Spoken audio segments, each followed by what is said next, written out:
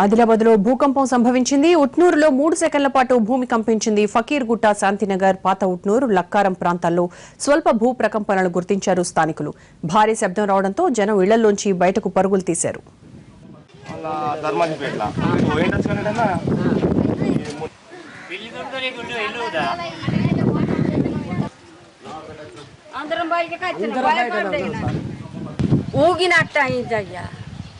భూజావరంతా ఊగినట్టయింది.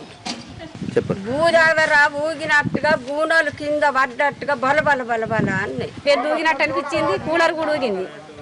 ఏందని బయటకు వచ్చేట్లకంటే ఇంటి ముంగటి పిల్ల కూడా చెప్తాను. అమ్మ మిషన్ ఊగుతాను, మిషన్ కుట్టేది కుట్టగానే గిట్లా అయిందని ఆమె బయటకు వచ్చింది. వేరే కాడికి పోయి వచ్చిన పని గురించి పోయి వచ్చేసరికి ఇంట్లో వండుకున్నా, అన్నం తిని వండుకునేసరికి పిల్లి అనుకున్నా, బోళ్ళని కింద పడ్డాయి. చూసేసరికి పిల్లి లేదు. మరి ఏంది అని ఆలోచించేసరికి ఇక్కడ మహిళలు కుప్పయినరు.